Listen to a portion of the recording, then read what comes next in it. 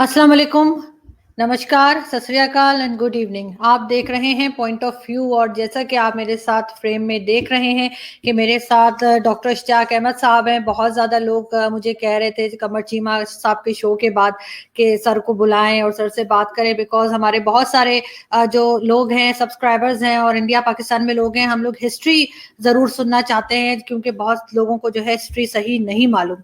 तो हम बिल्कुल वेलकम करते हैं सर आपको। बहुत शुक्रिया कि आज आपने टाइम निकाला हमारे शो के लिए। सर सबसे पहले मैं यही जैसे बात करूंगी कि आदिशिर कावस जी, हमेशा मैं उनको याद करती हूँ, एक सीनियर जर्नलिस्ट हमारे थे जी पारसी कम्युनिटी से, कराची में, हो सकता है आप जानते हो उनको बिल्कुल। जी उन्होंने एक बार किसी शो में उनसे कहा गया कि पाकिस्तान को भारत के साथ कैसे रवैया रखना चाहिए, क्या बिहेवियर होना चाहिए। तो जी उनकी बात मुझे बहुत अच्छी लगी थी क्योंकि उन्होंने कहा कि वही बिहेवियर होना चाहिए पाकिस्तान का भारत के साथ जो एक छोटे भाई का बड़े भाई के लिए होता है। वाह तो जी वाह। सर आप समझते हैं कि कई चीजों में भारत हमसे आगे है और हमें इस चीज को मानने में इतना हम क्यों शर्माते हैं? हम हर चीज में, पाकिस्तान में खास तौर पे मैंने देखा है कि एक ईगो रखी जाती है कि नहीं, हमें भारत से मुकाबला करना है, भारत से हर हाल में अपने आप को आगे बताना है। जबकि अगर आप यूरोप में जाएं, आप गल्फ में जाएं, वहां पर भी आपको हर जगह पे भारतीय आगे नजर आएंगे और बहुत मतलब उनमें एक नखरा नहीं होता। मैं ये कोई इसलिए नहीं कह रही कि मुझे कोई अपने भारतीय जो सब्सक्राइबर्स हैं उन्हें कुछ करना है, मैं एक फैक्ट बता रही हूँ कि खुद मेरी अपनी खाला जो है वो गल्फ में रहती थी, तो उन्होंने मुझे कहा कि नखरा नहीं है। वो खुद भी क्योंकि इंडिया से आई थी तो वो कह रही थी कि जो पाकिस्तानी वो बहुत नखरा करते हैं काम के टाइम पे ना, जैसे कोई वर्कर बुलाया जाए तो कहते हैं उनका दिमाग ही नहीं मिलते। तो वो कहती है इंडियंस जो है वो बगैर किसी नखरे के इस तरह से काम करते हैं। तो सर क्यों हमारा बिहेवियर जो है वो थोड़ा सा हम अपने आप को सुपीरियर क्यों समझते हैं, जो कि हम अभी तक प्रैक्टिकली अपने आप को साबित नहीं कर पाए? आरजू काजमी जी, बहुत बहुत मेहरबानी मुझे इनवाइट करने का। और आपको और आपके सुनने वालों को मेरी तरफ से बहुत बहुत सलाम।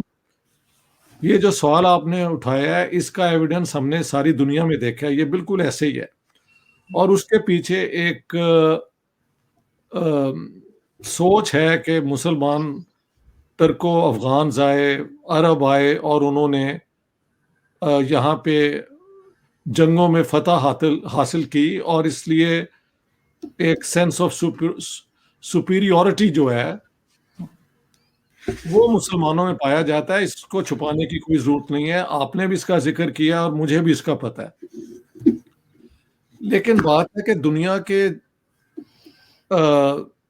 तीर क्या कहते हैं तौर तरीके, स्टेट्स का एक दूसरे के साथ एक इलाके में रहना, स्टेट और उसकी सॉवरेंटी और उसकी टेरिटोरियल इंटेग्रिटी, ये सारी उस दौर से जहां से जो आता था, जिसकी लाठी उसकी भैंस वाला दौर खत्म हो गया हुआ है।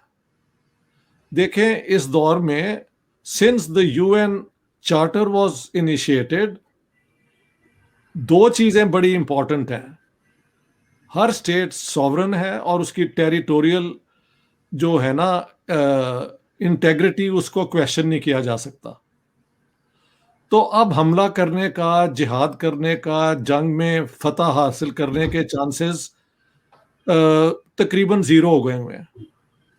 आप देखें अमेरिका ने बम मार मार मार मार के भी वियतनाम जैसे एक छोटे मुल्क को वो फतह नहीं कर सके। तो ये सारी सोच जो है हमारी हिस्टोरिकल बैगेज में, वो बिल्कुल बेकार हो चुकी हुई है। हकीकत तो यही है जो आपने कहा है, हिंदुस्तान हम में हर इंडिकेटर में हमसे आगे है। एक और मिसाल दे लें ताकि लोगों को पाकिस्तान में समझ आ जाए। देखें बांग्लादेश जो है, उसने वो पॉलिसी इख्तियार नहीं की कि मैंने भी इंडिया से compete करना है 1 to 1। उन्होंने फौज पे इतना खर्चा नहीं किया। अलबत्ता इंडियन गवर्नमेंट के साथ उन्होंने अपने जोग्राफिकल जो थे ना टेरिटोरियल बॉर्डर डिस्प्यूट्स, वो तकरीबन रिजॉल्व कर लिए हुए हैं।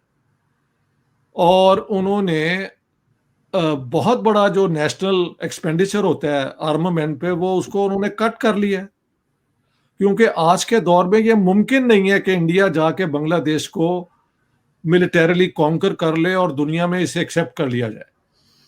तो पाकिस्तान को तो मेरे ख्याल से अगर 47 में कहीं इंडियन नेशनल कांग्रेस के लीडर्स का ख्याल था कि ये वापस आ जाएंगे, तो अब तो वो कानों को हाथ लगाते हैं कि भाई आपको आपका पाकिस्तान मुबारक हो और हम अपने हिंदुस्तान को अपने तरीके से चलाना चाहते हैं। ये हमें समझ नहीं आ रही कि that period is gone and it will never come back. Conquest का, जिहाद का, सिर्फ जिहाद जो मेरे ख्याल से लेजिटिमेट है कि अगर इंडिया पाकिस्तान पे हमला करता है तो तब हम सबको पाकिस्तान की मदद करनी चाहिए।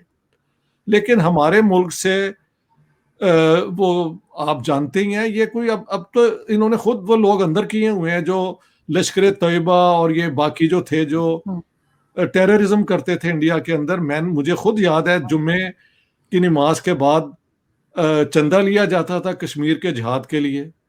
तो वो सारी हरकतें कोशिशें करके नेट रिजल्ट इज जीरो।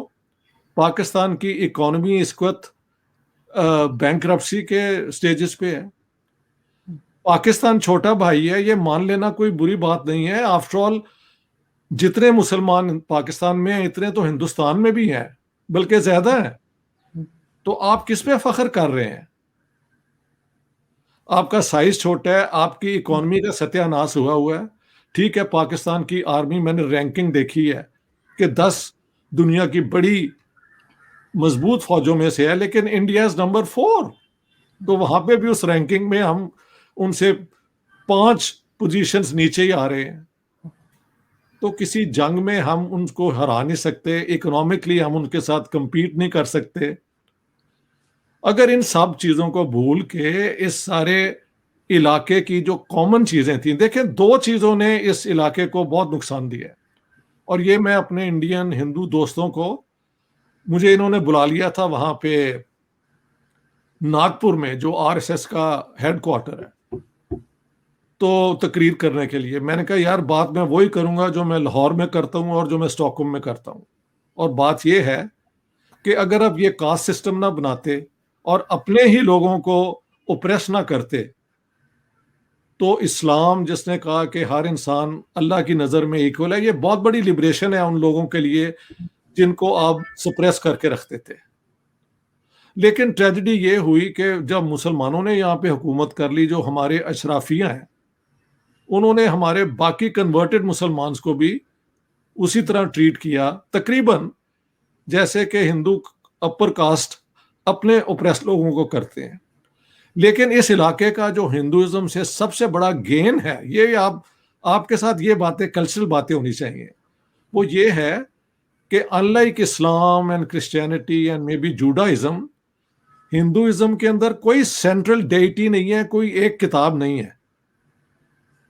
तो लोग अपनी अपनी पसंद से जिसको मानना चाहें कि वो अल्लाह के करीब या परमात्मा के करीब पहुंच गया है कोई इंसान, वो उसको मानना शुरू कर देते हैं। मैंने हिंदुस्तान में जाके देखा कि कई वहां पे कल्ट हैं जो रसूल अल्लाह को अवतार मानते हैं। मैं चेन्नई में गया, मैं एक मेरी अपना कॉन्फ्रेंस पे, तो क्योंकि मैं लाहौर का पंजाबी मुसलमान हूं, तो वहां पे मैंने पता किया कि वेस्ट पंजाब से जो हिंदू सिख आए हुए हैं, अगर उनकी कोई, तो मैं उन्हें मिलना चाहता हूं। तो उनकी एक ऑर्गेनाइजेशन थी, मुझे वहां उन्होंने बुला लिया, बड़ी अच्छी बातें हुई। शाम को वो मुझे ले गए किसी अपने गुरु के पास। ये सारे सिंधी किसी गुरु को मानते थे। तो जब मैं वहां पे गया तो जो सबसे पहले पीर थे वो गौसुल आजम शेख अब्दुल कादर जिलानी उस ऑर्डर के थे। हिंदुस्तान के अंदर आपको पहले हमारे वेस्ट पंजाब में भी हुआ करते थे हुसैनी ब्राह्मण। वो ब्राह्मण जो इमाम हुसैन क्लेम करते हैं, ये लेजेंड ही मुझे लगता है, लेकिन गुड लेजेंड, कि वो हुसैन की तरफ से करबला की जंग में उन्होंने हिस्सा लिया था। तो ये जो है ना हिंदुइज्म का कि आपको अपने साथ मिला लेना, ये उनकी स्ट्रेंथ है और यही हमारी स्ट्रेंथ भी होनी चाहिए। हमारे सूफियों ने भी आके देखा, मौलवियों की तो अपनी पोजीशन रही ना कि वादतुल वजूद, यानी कि द यूनिटी ऑफ क्रिएशन, जिसमें से बुल्ले शाह कहता है, और बुल्ले शाह हो गया, शाह हुसैन हो गए, अहमद वो क्या है, अब्दुल लतीफ भिटाई हो गए, ये बड़े बड़े सूफियों की जो सोच है वो अपनाने वाली है। गुरु नानक की भी सोच यही है, ना मुसलमान ना हिंदू, यानी आप ह्यूमन बीइंग्स है ना, तो उधर आए। तो हम इस सोच को लेके अब दो मुल्क तो बन गए हैं और इनको दो ही रहना चाहिए, दोस्तों की तरह आना जाना हमारा हो जाए। कल्चर इतना ज्यादा मिलता है। मैंने आज एक पोस्ट लगाई है, नक्श लायलपुरी साहब, मुझे म्यूजिक का बड़ा शौक है और वो फिल्मी गाने लिखते थे इंडियन फिल्मों के लिए। 1997 में मेरी उनकी मुलाकात हुई बॉम्बे में और उनका इंटरव्यू मेरी पंजाब पार्टीशन वाली किताब में है। तो उनका एक गाना है, जो तूने छू लिया, खेल उठा मेरा बदन गुलाब की तरह, ये बड़ा खूबसूरत गाना है। ख़याम, जी सर, राजेश खन्ना साहब की मूवी थी। जी, जी। ख़याम साहब का म्यूजिक था। ख़याम साहब का नाम एक्चुअली मोहम्मद ज़हूर था और ये जलंधर से थे पीछे। तो इनका वो गाना मैंने आज लगाया है क्योंकि उनकी डेथ शायद कल कल हुई थी, नक्श लायलपुर की। तो मैंने वहां लिखा कि जनरल जियाउल हक, और ये मजाक की बात नहीं है, this is not a gossip, वो हम हेमा मालिनी के बहुत बड़े फॉलोअर थे और उसकी फिल्में देखते थे। पब्लिकली वो फंडामेंटलिस्ट भी थे और इस्लामिस्ट थे।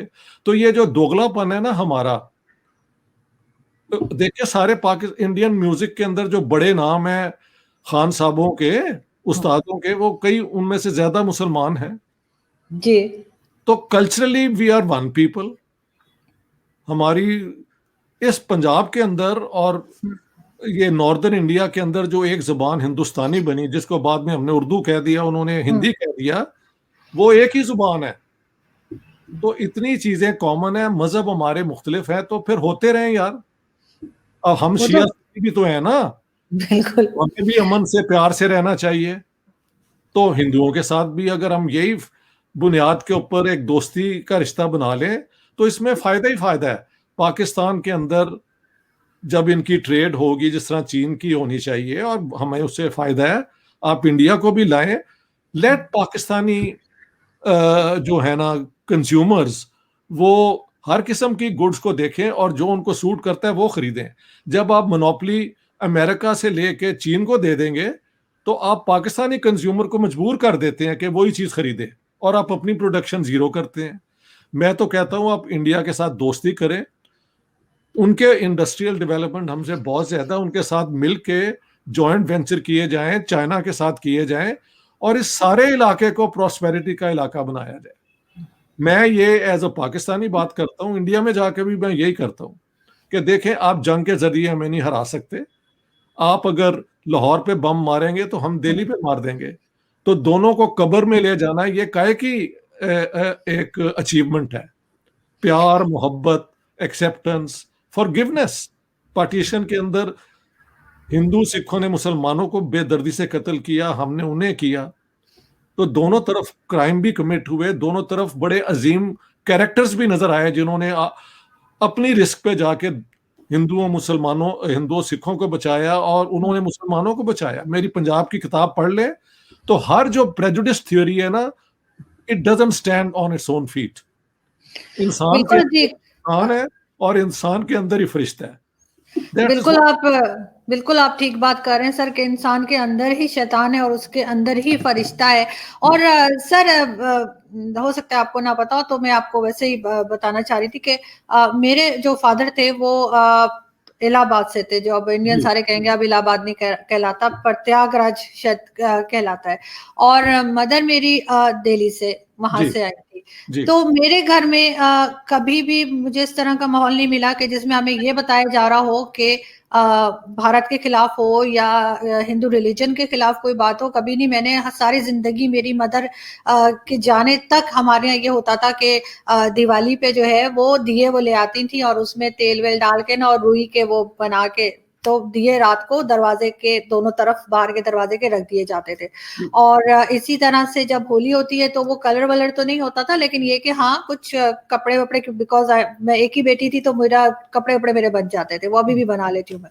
ठीक। तो कहने का मकसद ये कि मैंने कभी इस तरह की नफरत भारत के लिए नहीं देखी, मैंने किसी और रिलीजन के लिए कभी नफरत नहीं देखी। मेरे पास गीता रखी है, बाइबल रखी है, वो मैंने नहीं खरीदी है, वो मेरे फादर के टाइम से रखी हुई है, उन्होंने लेके रखी थी, वो पढ़ते थे, मैंने भी थोड़ा बहुत पढ़ा है उसमें से। ठीक है। लेकिन इस चीज को बाद में आते आते यहाँ तक, अभी जिस साल में हम हैं, यहाँ पे अगर हम देखें तो एक और तरह का पाकिस्तान हम देखते हैं, कोई और तरह के लोग हम देखते हैं जो नफरत करते हैं भारत से, जो नफरत करते हैं किसी और रिलीजन से। ठीक ये है। चीज हम कहाँ से लाए हैं, ये चीज क्यों डेवलप हुई पाकिस्तान में?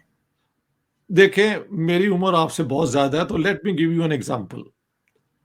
1955 जनवरी में लाहौर में टेस्ट मैच हुआ था इंडिया और पाकिस्तान का। तो उस मौके पे जो हमारे हाई कमिश्नर थे ना दिल्ली में, राजा गजनफर अली खान, उन्होंने कहा कि जितने अमृतसर और इस इलाके के में हिंदू सिख हैं जो पंजाब से गए हुए हैं हमारी तरफ से, वो लाहौर का टेस्ट जाके देख सकते हैं। तो I was then 8 years old, मैंने तो वो पूरा टेस्ट भी देखा है, उस पर लिखा भी है। तो मुझे ये याद है कि पता नहीं कितने लोग उनमें से आके टेस्ट मैच देखते थे। सब अपने अपने इलाकों में जाते थे और वहाँ के जो लोकल उनके मुसलमान नेबर्स थे, उन्होंने गले मिल के रो रहे हैं, बुजुर्ग दाढ़ियों वाले शेख साहब और शाह साहब और चौधरी साहब, और उधर से सरदार जी हैं, कोई पंडित जी हैं। देखें, यहाँ पे पार्टीशन के वक्त जो जुल्म हुआ वो अनएंटिसिपेटेड था। शायद ना जिन्ना साहब को समझ आई, ना बाकी किसी और को आई, कि अगर आप मिलते जुल एक ही मुआशरे को इस तरह ब्रेकअप करते हैं तो उसके अंदर फिर जो रंजिशें पैदा होती हैं, जो देखें ना आप, जब स्टेट अथॉरिटी खत्म होती है तो सोसाइटी के सबसे बुरे लोग जो होते हैं, क्रिमिनल्स, और ये सारे, उनको फ्री मौका मिल जाता है लूटने का। अब भी पाकिस्तान में मुझे पता लगा है कि जहाँ पे कोई एक्सीडेंट होता है जो आके वहां पे लूट मार भी शुरू हो जाती है, और हिंदुस्तान में भी होती है, जहाँ पे भी गुर्बत होगी ऐसे ही होगा। तो उस दौरान में जो एक दूसरे के साथ सलूक किया गया वो बिल्कुल गैर इंसानी था मेरे ख्याल से। और ये मुझे कहना चाहिए, अगर पार्टीशन ना होती और कोई और हल निकल आता तो वो बेहतर था। लेकिन पार्टीशन हुई और पार्टीशन का आखिरी फैसला अंग्रेजों के पास था, उन्होंने ये किया। तो अब ये एक हकीकत है। और आपने दिवाली की बात की, हमारे घर के अंदर मेरे वालिद साहब और हमारी सारी फैमिली दिवाली वाले दिन we use to play flush, 3 पत्ती, क्योंकि ये भी दिवाली की एक पार्टीशन से पहले कोई रस्म होगी जो अब्बाई के दोस्तों के साथ ही होती थी। He said I want to continue with it. और शुरू में मुझे याद है लाहौर के अंदर जो फैशनेबल लेडीज थी वो साड़ी पहनती थी और बिंदी भी लगाती थी, मैंने अपनी आंखों से देखा है। मैं तो I am born on 24 February 1947, but in the 50s you could see them. ये तो 65 वॉर के बाद आके एक पूरा आयरन कर्टन गिर गया, और उसके बाद एक के बाद एक के बाद एक नफरतों के ऊपर में इन्वेस्टमेंट हुई। अफगान जिहाद करते करते हमने वो सारा कश्मीर के अंदर इन्वॉल्व कर दिया। बॉम्बे में टेररिज्म की उन्होंने, हमारे इलाकों में की, और की है, बम उन्होंने भी चलाए हैं। तो हमने तो खुद अपने हाथों से 1000 साल का जो विरसा था ना, कि चलो पार्टीशन तो हो गई है, मिलकर हो। डू यू नो कि इन 1950 प्राइम मिनिस्टर नेहरू की तरफ से, प्राइम मिनिस्टर इंडिया की तरफ से, एमसीसी क्रिकेट, ये यूके की जो इंग्लैंड की क्रिकेट टीम का नाम उस जमाने में एमसीसी होता था, मालिबोन क्रिकेट क्लब, वो आए थे। तो ही वांटेड, हमारे विकेट कीपर होते थे इम्तियाज अहमद, कि वो आके उस टीम में खेले, and he went and played in 1950 for prime minister Jawaharlal Nehru's team, and he scored 300 runs. तो पार्टीशन के बाद भी फिर 55 में मैंने बताया लोग कैसे गले मिल रहे थे। ये सब नफरत का कैंपेन शुरू हुआ है 65 वॉर के साथ। पार्टीशन की जमाने में डर, खून, एक दूसरे का कत्लेआम, वो एक और सोच थी। उसको मल्टीप्लाई किया गया 65 वॉर के बाद, और 75 वॉर के बाद एक और नैरेटिव बना कि देखो हिंदुस्तान ने हमारा मुल्क तोड़ दिया है। हालांकि 65 वॉर की जंग में आरजू जी, जब मैं तो उस जंग का विटनेस हुआ, वो 18 ईयर्स ओल्ड, मेरी तो आंखों के सामने लड़ी गई लाहौर के ऊपर। अगर इंडिया चाहता तो they could just walk into east Pakistan, क्योंकि वहां पे हमारे शायद 2-3 बटालियन ही थे, सारी डिफेंस हमारी वेस्ट पाकिस्तान के बॉर्डर पे थी, लेकिन India didn't go in 71 they did go in and help the Bengalis get Bangladesh बनाने में, but at that time the Bengalis had turned against you. तो आपने अपने लोगों को एलियनेट किया। तो आपकी हरकतें जो है ना, उनसे ज्यादा पाकिस्तान को नुकसान हुआ है। अगर इंडिया हमारा बुरा चाहता है तो वो भी बहुत बुरी बात है, और उसका प्रूफ मिलता भी है। आजकल की जो हुकूमत है वहां पे मुसलमानों के साथ जो सलूक करती है वो इंडियन कॉन्स्टिट्यूशन के रूह के खिलाफ है, फाउंडर्स ऑफ मॉडर्न इंडिया के खिलाफ है।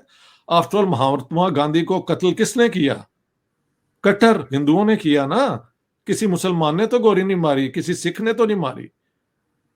तो वो फोर्सेस आगे आ गई हैं। जो हिंदुस्तान की एक भाईचारे की सोच थी, मिलजुल के रहने की सोच थी, वो इस वक्त कॉर्नर हुई हुई है। दोनों तरफ नफरतों के जो हैं पैगंबर वो अपना ऐलान कर रहे हैं। इसमें आप जैसे रोशन ख्याल जो यूथ है वो ही हमको आगे लेके जा सकती है। मुझे तो जहीर कश्मीरी का एक शेर अपने मुतल्लिक याद आ रहा है, हमें खबर है कि हम हैं चिरागे आखिर शब, हमें खबर है कि हम हैं चिरागे आखिर शब, हमारे बाद अंधेरा नहीं उजाला है। जहीर ने इंशाल्लाह। कहा था 50s में, मैं कह रहा हूं 2021 में I am 73, I hope to be 103, लेकिन हु नोस। लेकिन आप लोग माशाल्लाह तो you will be very much around जब ये सारा इलाका अमन का इलाका बनेगा, प्यार मोहब्बत का बनेगा। बिल्कुल। जी सर, बिल्कुल मैं बिल्कुल कोशिश कर रही हूँ कि कुछ ना कुछ बेहतरी आए। और हम यहाँ पे जो भी बात करते हैं वो हम ना तो पाकिस्तान पे ना ही भारत पे कोई क्रिटिसिज्म कर रहे हैं, बल्कि हम बता रहे हैं कि कहाँ पे कमजोरी है और कहाँ पे जी ठीक करने बिल्कुल। की जरूरत है। बहुत से लोग मुझे कहते हैं कि जी जब आप इंडियन टीवी पे जाती हैं तब तो आप कुछ और बात करती हैं और आप डिफेंड करती हैं पाकिस्तान को, और आप अपने चैनल पे जो है वो पाकिस्तान की कमजोरियां बता रही होती हैं। तो मैं सिर्फ उनके लिए बता दूं कि वहां पे मैं एज अ पाकिस्तानी पैनलिस्ट गई होती हूँ, मैं इंडियन पैनलिस्ट नहीं होती। और चाहे कुछ गलत भी किया हो हमारी कंट्री ने, हमें उसे डिफेंड करना पड़ता है। और अपने चैनल पे जाहिर है कि मैं खुल के बात करती हूँ और जो कमजोरियां हैं उस पर भी करती हूँ। लेकिन सर जैसे आपने बात की इंडिया की कि वहां पे जो मुस्लिम्स का आपने बताया कि किस तरह से क्या किया जा रहा है, लेकिन सर अगर हमारा अपना ही घर सही ना हो तो हम किसी दूसरे पे उंगली नहीं उठा सकते। यहाँ पर जो कुछ किया जाता है माइनॉरिटीज के साथ वो अब एक दुनिया के सामने खुलकर आ गया है। जिस बिल्कुल। तरीके से चाइना मुस्लिम्स के साथ कर रहा है उस पे हम बिल्कुल चुप हैं, हमारी आवाज नहीं निकलती, हम कोई बात करने के काबिल नहीं, क्योंकि इतना कर्जा ले रखा है। लेकिन सब जानते हैं कि चाइना में जो उइगर मुस्लिम्स हैं उनके साथ बहुत गलत हो रहा है, लेकिन यहाँ से किसी की एक आवाज आपको सुनाई नहीं देगी। हाँ, भारत में कुछ हो तो फिर, लेकिन हमें पहले अपने आप को एग्जाम्पल तो बनाना पड़ेगा ना, तभी तो कोई हमारी बात सुनेगा। हमारे यहाँ अगर आपको सर हो सकता है पता हो, फिर भी मैं बता दूं कि 1000 से ज्यादा हिंदू बच्चियों को उठा के ले जाते हैं और जबरदस्ती उनका रिलीजन चेंज करवा के और उनको मुस्लिम बना के और शादियां कर देते हैं। कितनी बार यहाँ पे हॉस्पिटल में कोई हिंदू जख्मी होके गए तो उनको डॉक्टर्स ने हाथ नहीं लगाया कि ये हिंदू है।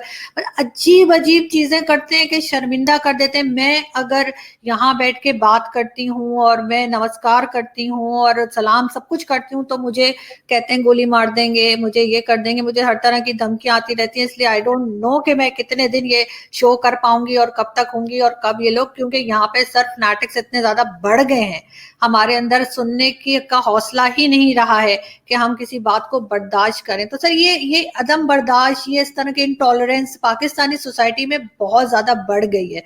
तो आपको लगता है कि कहीं जाके हम जो हमारे हीरोज हैं हुआ करते थे या हुआ होने चाहिए, उनको हम अपने हीरो नहीं मानते? चाहे वो डॉक्टर अब्दुल सलाम हो, चाहे परवेज हुड भाई हो, चाहे उससे पहले के उसमें आप चले जाएं। मैं तो कह रही थी कि अभी वो जो है अभी जिनका कल आज बल्कि बर्थ एनिवर्सरी मनाई जा रही है, सुभाष चंद्र बोस साहब, तो उनका भी यहाँ पे मनाया जाना चाहिए था, लेकिन पाकिस्तान में तो नाम तक नहीं लिया जा रहा। तो हम कब अपने असल हीरोज को पहचानेंगे? अब देखें, ये जो आपने सवाल किया है, अगर मैं जवाब दूंगा तो शायद जो आप नैरेटिव देती हैं उससे बहुत मुख्तलिफ होगा। देखिए, टू नेशन थ्योरी के अंदर नफरत की बुनियाद पे कि हिंदू और मुसलमान दो मुख्तलिफ कौमें हैं और मिलके कभी नहीं रह सकते, इसकी बुनियाद पे पार्टीशन हुई है ना। तो उसका फायदा कौन उठा रहा है, ये एक और बात है। मैं तो ये कहता हूं कि इंडिया के अंदर भी जो हिंदू नेशनलिज्म इतनी एग्रेसिव आई है, उस वो एक रिएक्शन है टू जो हमने हरकतें शुरू की हुई थी।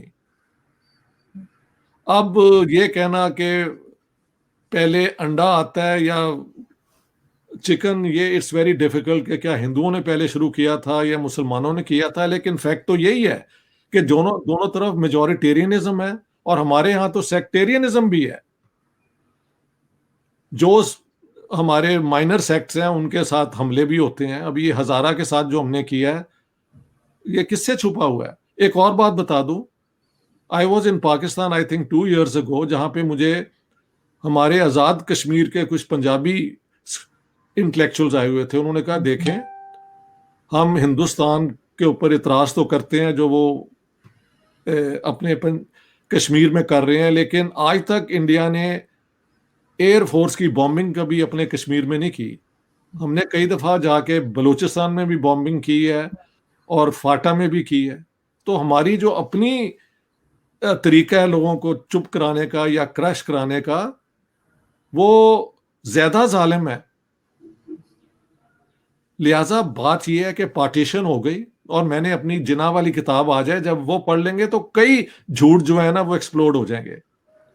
अच्छा भला कश्मीर हमारी तरफ आ रहा था, उधर से ऑफर भी आई थी कि डोंट पोक your nose in Hyderabad, you can keep Kashmir. और चौधरी मोहम्मद अली जो हमारे प्राइम मिनिस्टर रहे हैं और मोहम्मद अली जिन्ना के बहुत क्लोज कॉन्फिडेंट थे, एवरीबॉडी नोज के हर शाम को कायदे आजम उनको बुला लेते थे because he was head of the bureaucracy, बाद में प्राइम मिनिस्टर भी रहे हैं, और उनसे दिन का जो एक्टिविटीज थी उनका रिकॉर्ड लेते थे। ही ट्रस्टेड हिम सो मच। ये उन्होंने लिखा है कि इन December 1947 an offer came from India that if you can keep Kashmir if you do not raise your stakes on Hyderabad। वो कहते हैं कि I went to Mr. Jinnah and informed him about the Indian offer। तो कहते हैं कि mister Jinnah did not seem to be interested. Jinnah the great tactician seem to be playing for some higher stakes. वो मेरी किताब पढ़ लें, फिर मैंने हायर स्टेक्स की पूरी बैकग्राउंड को अपनी तरफ से एनालाइज किया। और उस जमाने में अगर ये हो जाता तो ये सारी मुसीबतें ना होती। आपने खुद ही ट्राइबल्स भेज के, तो जो everybody knows the Maharaja of Kashmir wanted to remain independent, और उसको फोर्स किया आपने कि वो, इंडिया ने फिर कहा कि अगर आपने हमारी मदद लेनी है तो ये अपना बिल ऑफ एक्सेशन साइन करें। It's also well known. आप अपनी हरकतों से अपने लिए प्रॉब्लम क्रिएट कर लेते हैं और फिर मानते नहीं हैं उनको।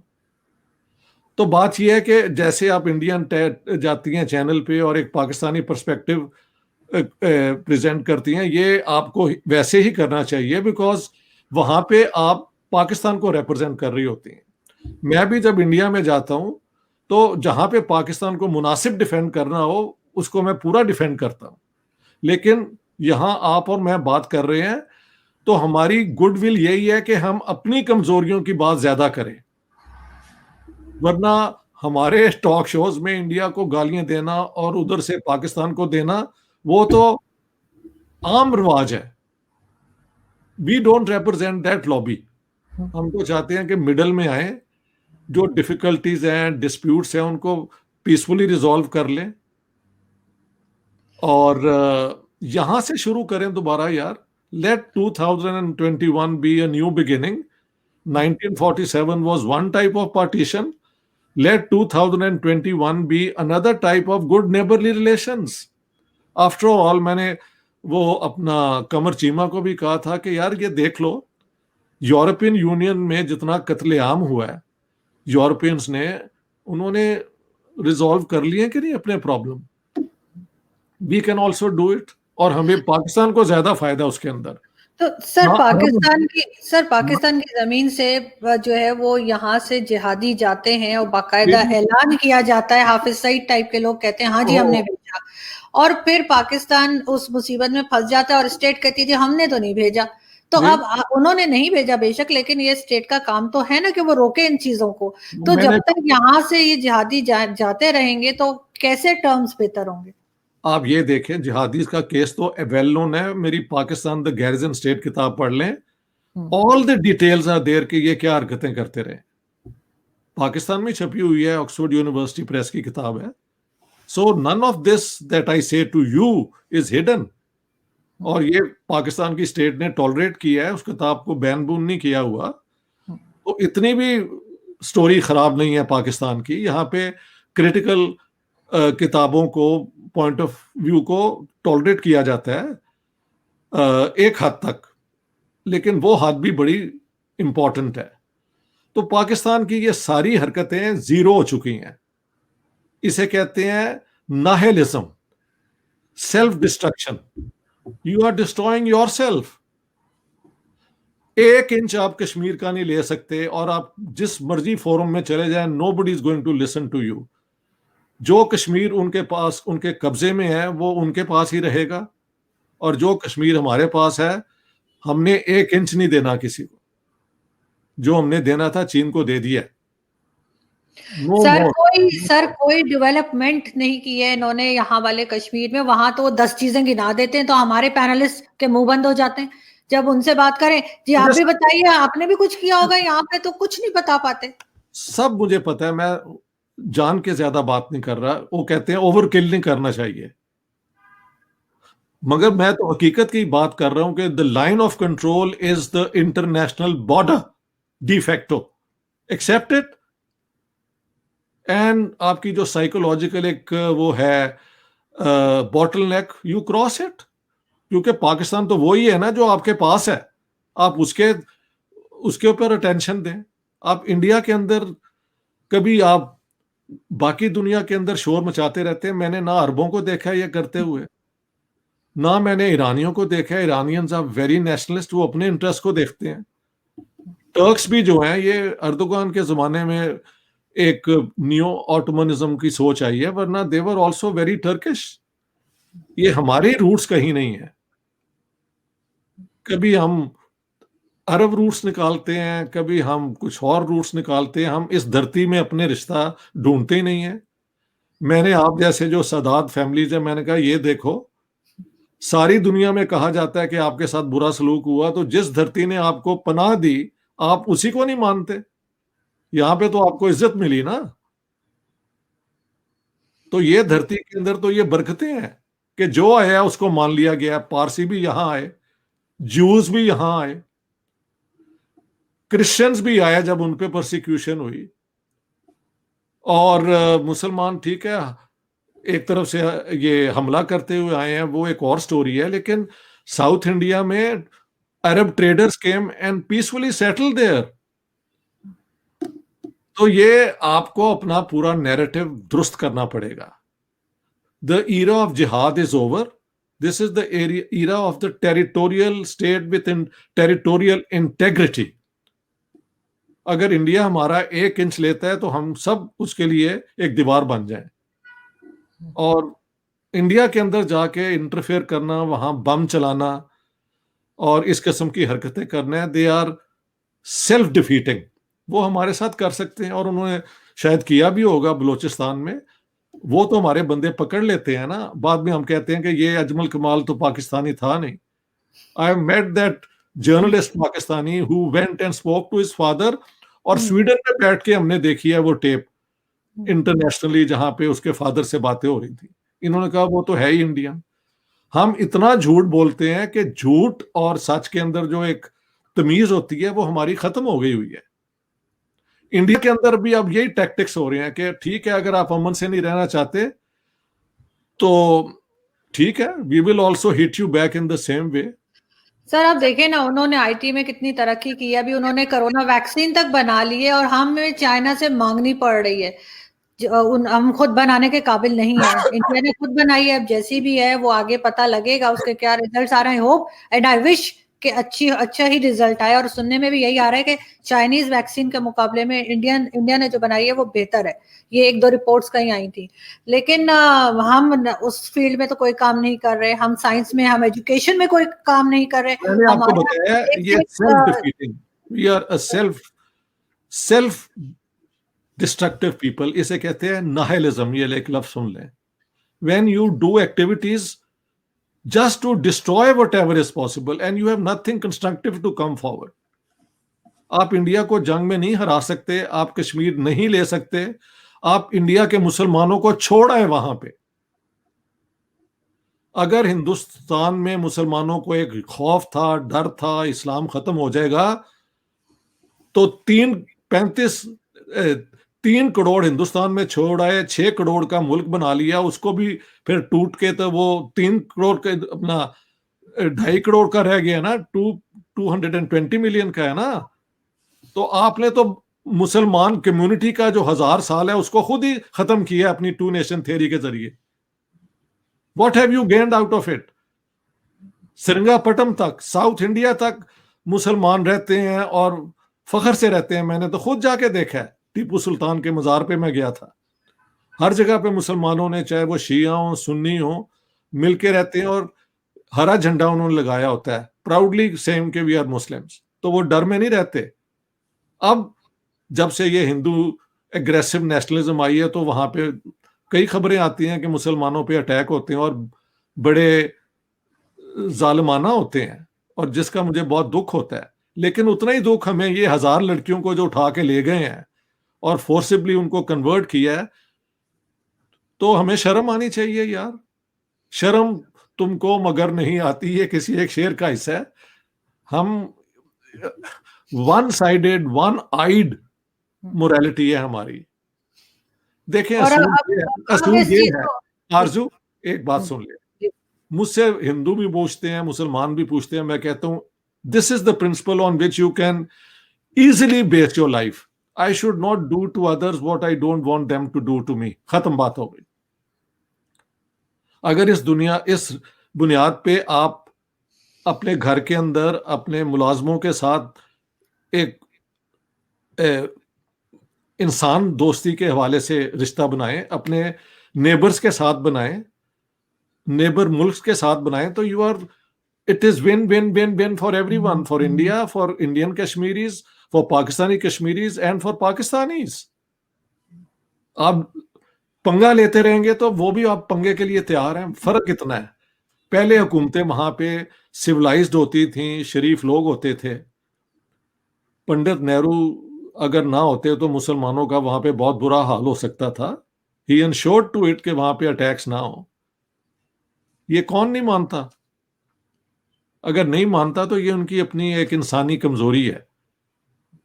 हमने जो किया इनडिफेंसिबल, और हमने अपनी माइनॉरिटीज के साथ जो हाल किया, आप इन्हें खुद बता दिया। I think you and I are so completely agreed कि हमारी तो कोई अपना डिस्प्यूट है ही नहीं है।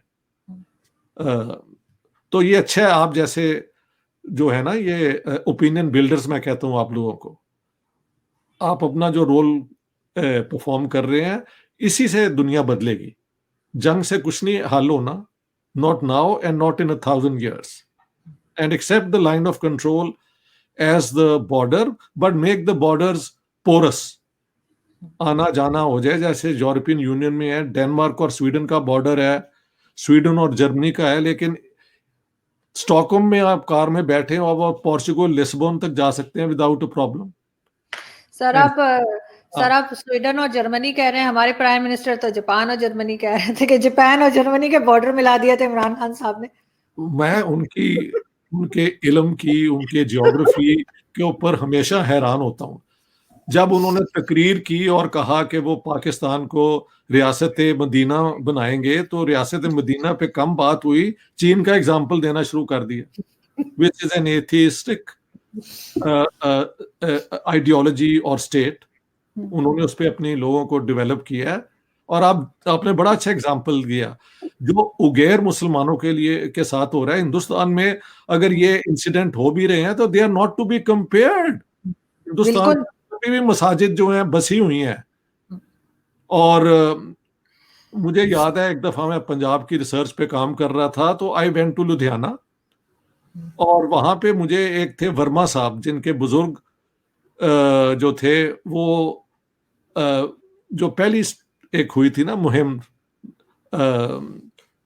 लोग आए थे गदर पार्टी वाले, उनके फादर उसके अंदर उसके मेंबर थे। उन्होंने कहा यार बात सुनो, मेरा इंटरव्यू तो तुमने कर लिया है, ये लुधियाना शहर में जाओ, वहां जो एक जामा मस्जिद है, तो वहां के जो आलिम है उनसे बात करें। तो वहां पे मौलाना हबीबुर रहमान सानी थे, जिन्होंने मुझे बताया कि सुभाष चंद्र बोस जब छुप छुपा के जा रहे थे, तो मेरे ग्रैंडफादर ने उन्होंने इस इलाके में से उन्हें पास करवाया on the way to North West Frontier Province. और वहां पे जुम्मे की जब नमाज होती है, तो पूरा लुधियाना जो है वो स्टैंड स्टिल हो जाता है, इतने मुसलमान हैं वहां पे। सो हमारे हरकतों में ना इस्लाम की खिदमत है, ना मुसलमानों को फायदा है। एक छोटी सी एलीट है जो हर रोज नफरत का विरोध करती है, और अब इंडिया से भी अब होता है, तो फिर बात ठीक है। टिट फॉर सर टैट हो जितना रहा भी हो, है। सर जितना भी हो, हमने कभी ये नहीं सुना कि हिंदुस्तान में किसी मुसलमानों की लड़कियों को उठा के ले जाएं और उनको हिंदू बना दें। ये चीज सिर्फ हमारे यहाँ हो रही है, ये ये क्रेडिट हमारे यहाँ हो सिर्फ रही है, पाकिस्तान को और जाता है। बेशर्मी से हो रही है, फखर से भी बहुत हो रही है। बहुत क्योंकि बेशक। हमारा एक है ना कि किसी गैर मुस्लिम को मुसलमान बनाने का मतलब है जन्नत। हम्म। तो हम तो बाई फोर्स कन्वर्ट करना एक पार्टी का एक्ट भी समझते हैं ना। इसका यह मतलब नहीं है कि मुसलमान अपनी, हिंदुस्तान के मुसलमान खुद अपनी पसंद से मुसलमान नहीं हुए, I am not saying that. लेकिन बाय फोर्स कन्वर्ट करना भी इन एक्सट्रीमिस्ट का एक पॉइंट ऑफ व्यू है। मैंने यहां पे खुद देखा है, नॉर्थ वेस्ट फ्रंटियर में तालिबान ने जो वहां के शिया हैं उनके सर कलम करके उनके साथ फुटबॉल खेलते हुए मैंने खुद देखा है। तो हाँ, आपने तो अपने ही जिनको आप मानते हैं कि मुसलमान हैं उनके साथ ये बुरा सलूक किया है। शायद ईरान के अंदर जो सुन्नी है उनका बुरा हाल होगा, क्योंकि जहां जहां फंडामेंटलिस्ट रजीम होती हैं, चाहे वो लेफ्ट की हो या वो राइट की हो, वो माइनॉरिटीज को ही एक इजी टारगेट समझती हैं और उनको मिसट्रीट करती हैं। ईरान के अंदर आज तक कोई सुन्नी मिनिस्टर नहीं हो सका। हमने तो फिर कई शिया जो हैं प्राइम मिनिस्टर भी बने और हेड ऑफ द आर्मी भी बने और so on and so forth. तो हमारा कुछ चीजों में तो we are better than the rest, इतनी भी स्टोरी बुरी नहीं है। लेकिन ये सारा एक ट्विस्टेड नैरेटिव है जिसको खत्म होना चाहिए। Pakistan is there to stay. I have heard doctor Pervez Hoodbhoy saying the same, and I also believe this कि जो स्टेट, देखें 22 करोड़ की जो स्टेट है, आप खुद उसको डिस्ट्रॉय कर दें तो एक और बात है। दुनिया तो नहीं चाहेगी कि उनमें से 2 मिलियन लोग भी रेफ्यूज के लिए आ जाएं यूरोप के अंदर। वहां पे तो सत्यानाश हो गया है रेफ्यूजी इनफ्लो की वजह से। सारी दुनिया चाहती है कि पाकिस्तान कायम रहे, और इंडिया तो बिल्कुल नहीं चाहता कि इतने ज्यादा मुसलमान दोबारा वापस आ जाएं। तो who wants to destroy Pakistan? Nobody except we ourselves by our short-sighted, myopic, self-defeating activities. और Arvind सर ji, जिस ये तरह मेरे के जाहिल अब बढ़ गए हैं सर यहाँ पे, जिस तरह के आप अंदाजा नहीं कर सकते कि लोगों का आईक्यू लेवल कितना कम हो गया है, और किस तरह के जाहिल हमारे यहाँ बढ़ते चले जा रहे हैं कि उन्हें तो भारत तो क्या कोई भी लेना पसंद नहीं करेगा। बहुत बेशक मुश्किल काम है कि सब यही चाहेंगे कि बस जहां पर हैं ये लोग वहीं पर वहां रहें। ही बैठे रहें, ये जहां जाएंगे अपना तंग करेंगे, ये फैक्ट है। बिल्कुल। हाँ, बहुत शुक्रिया सर कि आपने ज्वाइन किया, और आई होप कि हमारे शो से जो है लोग उस अपने आप को ठीक करने की कोशिश करें, बजाय इसके कि नाराज हो जाते हैं कि आपने ये कह दिया वो कह दिया, लेकिन अच्छा, अपने आप को सही एक करें तो बात ज्यादा है, बेहतर है। जी। यही हमारे पाकिस्तानी मुझे बार बार नोम चॉम्स्की की टेप भेज देते हैं, अरुंधति रॉय की भेज देते हैं। मैंने कहा ये दोनों जो हैं अपने अपने मुल्क पे तनकीद करते हैं कि इसको ठीक किया जाए, तो अगर हम बात करें तो हम अनपेट्रियोटिक हो जाते हैं। नोम चॉम्स्की अगर करे तो वो बहुत बड़ा हीरो है इनका, और अरुंधति राय को कोट करते हैं। आरजू काजमी करे तो उसको ये इंडियन एजेंट कह देते हैं, और मुझे तो पता नहीं क्या क्या कहते हैं। मैं तो थक गया हूं इनकी गालियां सुन सुन के। What can sir I do? ये हाँ, सर बिल्कुल इग्नोर करें सर। मेरे साथ तो अगर मैं पाकिस्तान के फेवर में बात करूं, इनको कुछ ठीक करने की कोशिश करूं, तो मुझे कहेंगे आईएसआई की एजेंट है, और वही ना। अगर मैं भारत के फेवर में बात करूं तो मैं रॉ की एजेंट हो जाती हूँ, और दोनों के दोनों सर मुझे पेमेंट नहीं करते, मैं फ्री में एजेंट बनी हुई हूँ। यू आर द और एजेंट ऑफ योर कॉन्शियंस, आप अपनी जमीर की एजेंट हैं, दैट्स ऑल। इस पे चले आप। बिल्कुल, thank you so much sir, बहुत अच्छा लगा आपसे बात बहुत करके। आई होप कि बहुत हम बहुत दोबारा शुक्रिया, भी थैंक यू मिलेंगे। Very much, thank you thank very you much, sir, thank you thank sir.